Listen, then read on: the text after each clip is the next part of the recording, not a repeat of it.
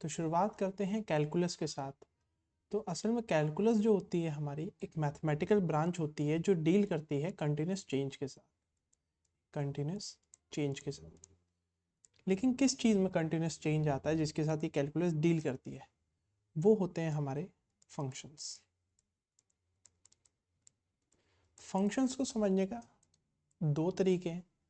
सबसे पहला तो आप जो कंप्यूटर साइंस में फंक्शन जो रिप्रेजेंट कराया जाता है वो कुछ इस तरीके से कराया जाता है। मैं कोड वोड की बात नहीं कर रहा हूँ, इन जनरल जो डेफिनेशन होती है फंक्शन की वो ये होती है कि आपने कुछ इनपुट डाला और कुछ आउटपुट निकला। इनपुट पे कुछ फंक्शन परफॉर्म हुआ, एफएक्स फंक्शन को नोटेशन है, फंक्शन को डिफाइन करने का या दिखाने का एक तरीका है कि ये एक फंक्शन है जो एक्स पे लग रहा है। एक्स यहाँ पे आपका इनपुट है और कुछ आपका आउटपुट आया, उसे मैं कहूँगा वाई। ठीक है, तो x को आपने डाला, उस पर कुछ फंक्शन परफॉर्म हुआ और y आउटपुट आया। ठीक है, वही चीज़ अगर मैं मैथमेटिकली करूँ, मैथमेटिकली मैं कहता हूँ y is equal to 2x। तो इसका मतलब क्या हुआ कि मैंने कुछ भी वैल्यू डाली x की, या x जो भी मैंने इनपुट डाला y उसका डबल है, या फिर जो भी इनपुट डाला उसका डबल होके y निकलेगा। ठीक है, जैसे यहाँ पे अगर मैं 1 डालूँ तो इधर 2, और इधर 2 डाला तो इधर 4, और इधर 3 डाला तो इधर 6। तो ये हमारा एक फंक्शन हुआ, ये मैथमेटिकल हुआ। लेकिन इस कंटिन्यूस क्या है, कंटिन्यूस चेंज क्या है? असल में होता क्या है, जैसे जैसे आप x की वैल्यू चेंज करेंगे वैसे वैसे y की वैल्यू चेंज हो जाएगी। तो इन्हीं के चेंज, इसी चेंज के साथ अगर आप डील करते हैं तो उस चीज़, उस ब्रांच को हमने कैलकुलस का नाम दिया है। तो अब बात करते हैं थोड़ी डिटेल में और फंक्शंस में कि फंक्शन होता क्या है, उसमें क्या क्या प्रॉपर्टीज़ होती हैं। तो एफ आपका कोई भी फंक्शन है, ठीक है, और उसमें मान लीजिए मैं कोई इनपुट डाला x² + 1। ठीक है, सबसे पहली कुछ इसमें चीज़ें होती हैं मैं बताता हूँ। एक होती है डोमेन और दूसरी होती है रेंज। अब ये डोमेन और रेंज क्या होते हैं एक फंक्शन में? अब ऊपर वाली फंक्शन लेते हैं। डोमेन हमारी ये कहती है कि हम x की वैल्यू में क्या क्या डाल सकते हैं। ठीक है, तो यहाँ पे हमारे पास डोमेन की जो डेफिनेशन आई वो ये आती है कि वैल्यूज दैट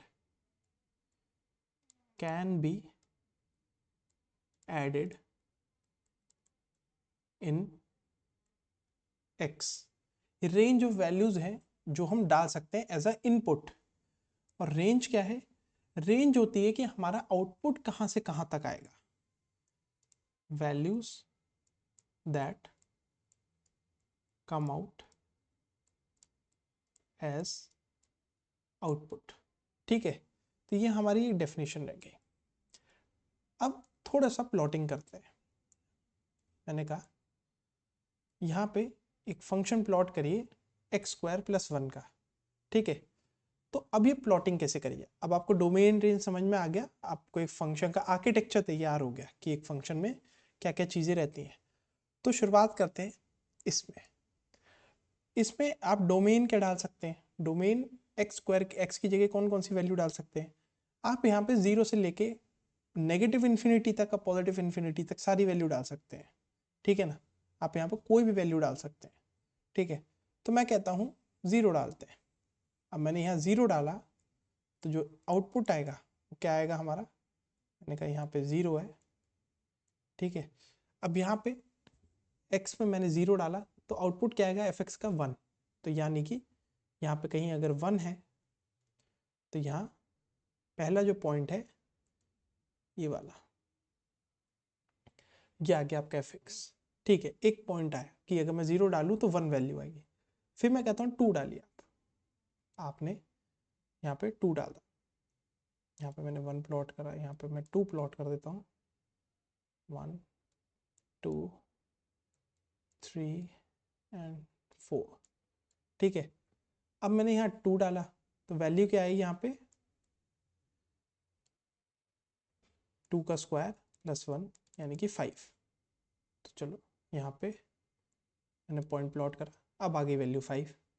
ठीक है, ऐसी मैं क्या वैल्यू लूँ, मान लीजिए मैंने लिया √2 ले ली मैंने, √2 का स्क्वायर प्लस 1, तो यहाँ पे क्या आएगा 2 + 1 यानी कि 3।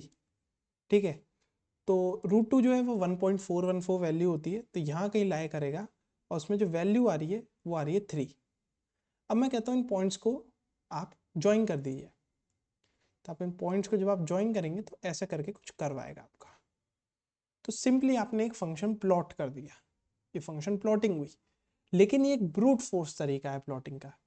इसमें क्या होगा कि अगर आपका कोई फंक्शन कुछ इस तरीके से है, ठीक है, और आपने यहाँ पे ये पॉइंट नोट कर लिया, ये वाला पॉइंट नोट कर लिया और ये नोट कर लिया, सिर्फ 3 पॉइंट लिए जैसे मैंने यहाँ पे लिए हैं, तो आप इसे ड्रॉ करेंगे तो ऐसे कुछ ड्रॉ हो जाएगा। तो आपको ये बीच के भी सारे पॉइंट्स लेने पड़ेंगे, और दिक्कत ये है यहाँ पे यहाँ पे 1 और 2 ही है, लेकिन इसके बीच में इन्फिनाइट नंबर ऑफ पॉइंट्स आ जाते हैं, तो आप वो बैठ के ड्रॉ थोड़ी करते रहेंगे। लेकिन ये ब्रूट फोर्स तरीका है प्लॉटिंग का जो मैंने अभी बताया, कि आप एक एक पॉइंट लीजिए, जैसे यहाँ पे 0,1 आया हमारा, यहाँ पे √2,3 आया, और यहाँ पे क्या आया था 2,5। ठीक है, ऐसे पॉइंट्स लीजिए और ज्वाइन करिए, ये ब्रूट फोर्स होता है प्लॉटिंग का। इन्हीं के प्लॉटिंग कैसे करी जाए उस तरीके के बारे में बात करेंगे जब हम डिफरेंशिएशन पढ़ लेंगे। फिलहाल ये एक ब्रूट फोर्स तरीका है, एक फंक्शन की प्लॉटिंग है, ये समझाने के लिए कि कैसे एक फंक्शन ड्रॉ आउट होता है प्लॉट पे, एक ग्राफ पे। तो ये है हमारा एक फंक्शन। अब हमें डोमेन रेंज मालूम हो गया, हमें प्लॉटिंग मालूम हो गई कैसे। तो अब एक करते हैं क्वेश्चन। क्वेश्चन क्या है, y = √x। अब इसमें आपको रेंज और डोमेन बतानी, तो कैसे निकालें। सबसे पहले तो डोमेन की बात करते हैं। क्वेश्चन लिख देता हूँ, काफ़ी अच्छा है, ये बेसिक क्वेश्चन है, ये 11th-12th में भी अगर आप पढ़ें तो सबसे पहले यही चीज़ सिखाई जाती है डोमेन रेंज में, सबसे स्टार क्वेश्चन है ये। तो यहाँ पे अब रेंज डोमेन क्या है, एक्स की मैं क्या क्या वैल्यू डाल सकता हूँ। मैं 0 डाल सकता हूँ बिल्कुल, सॉरी कॉमा 1 डाल सकता हूँ, 2 डाल सकता हूँ, 3 डाल सकता हूँ, 4 डाल सकता हूँ, ठीक है बढ़िया है। लेकिन क्या मैं हम -1 डाल सकता हूँ, क्या -4 डाल सकता हूँ, -3 डाल सकता हूँ, नहीं डाल सकता, क्योंकि स्क्वायर रूट में माइनस नहीं आता है, कॉम्प्लेक्स नंबर में आता है आयोटा वगैरह, लेकिन वो अभी फिलहाल अभी उस डायरेक्शन में नहीं जाएंगे। तो यहाँ पे हम नेगेटिव नंबर्स नहीं डाल सकते इस फंक्शन में। तो हमारे पास इसका डोमेन क्या आ गया, 0, ∞। और यहाँ पे आपको दिख रहा होगा कि मैंने ब्रैकेट बनाए दो तरीके के, एक तो ये और एक ये। तो इनका मतलब क्या है, ये जो है ब्रैकेट स्क्वायर वाला वो ये बताता है कि ये वैल्यू भी हम लेंगे इंक्लूडिंग 0। अगर मैं कुछ ऐसा ड्रॉ करता हूँ 1,3, तो इंक्लूडिंग 1।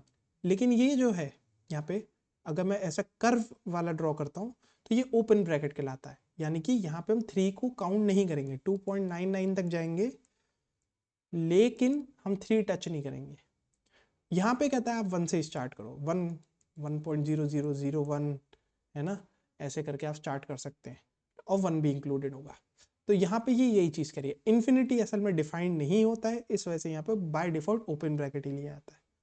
तो यहाँ पे हमारे इस क्वेश्चन का एक आंसर तो निकला है डोमेन, कि डोमेन क्या होगी 0 से लेके इन्फिनिटी। इंटरेस्टिंग क्या होगा, इंटरेस्टिंग चीज़ है इसकी रेंज क्या होगी। असल में जब आप क्वेश्चन करते हैं कोई भी, तो जैसे आप क्वाड्रेटिक इक्वेशन पढ़ते हैं तो उसमें क्या होता है, अगर मान लीजिए 9 है यहाँ, तो जब आप ब्रैकेट खोलते हैं तो ±3 लिख देते हैं, ठीक है।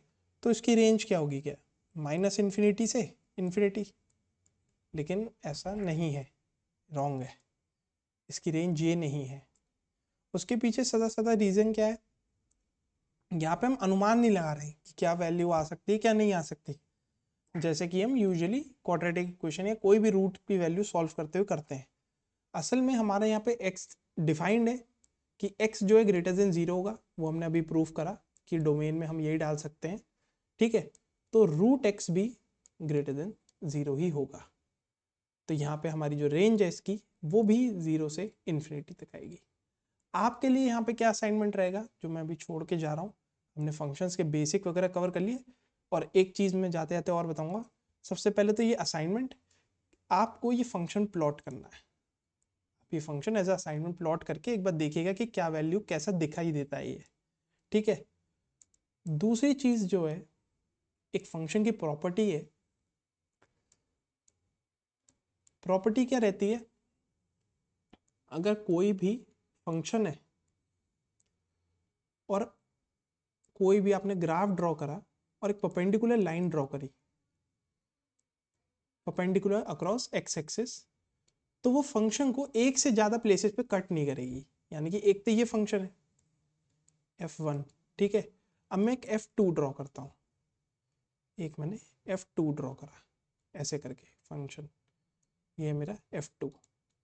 तो यहाँ पे आपको दिख रहा है कि लाइन जो है एक तो यहाँ कट कर रही है, एक यहाँ कट कर रही है परपेंडिकुलर वाली, और इस वाले को एक ही जगह कट कर रही है। तो हमारा f1 जो है वो तो वैलिड है, क्योंकि कहीं भी कितनी बड़ी रेंज हो, रेंज यानी कि कहाँ से कहाँ तक y जा सकता है ना, ये y की रेंज कितनी है, ठीक है। जैसे कि ये फंक्शन है, एक ही पैराबोला का आपने फंक्शन देखा होगा, तो ये इन्फिनिटी तक जा रहा है, तो इन्फिनिटी तक ही जा रहा हो, ठीक है ना। लेकिन कहीं भी एक ऐसी लाइन ना हो परपेंडिकुलर अक्रॉस एक्स एक्सिस जो इसे एक से ज़्यादा प्लेस पे कट कर रही हो, ठीक है ना। तो हमारा फंक्शन वैलिड है। जैसे कि यहाँ पे हमें दिख रहा है f1 वैलिड है, वहीं f2 जो है हमारा इनवैलिड है, क्योंकि एक पर्टिकुलर पॉइंट पे एक लाइन पे, एक पर्टिकुलर पॉइंट पे एक लाइन ड्रॉ कर रहे हैं परपेंडिकुलर, और वो दो जगह कट कर रही है फंक्शन को, f2 को हमारे, है ना। तो ये हमारी एक प्रॉपर्टी रहती है फंक्शन की कि ये दो प्लेसेस पे कट नहीं करेगी। और यही चीज़ आपको, ये जो मैंने रेंज निकाली है, यही चीज़ आपको इसी प्रॉपर्टी को यूज़ करके प्रूफ करना है, इस रेंज को, और फंक्शन को प्लॉट करना है। ये आपका असाइनमेंट रहेगा। ये अगर आप कर लेंगे तो थोड़ा आपको एक क्लियर आइडिया मिल जाएगा कि फंक्शंस कैसे परफॉर्म करते हैं। और नेक्स्ट लेक्चर में हम काफ़ी सारे फंक्शंस के बारे में बात करेंगे। फिलहाल के लिए इतना ही।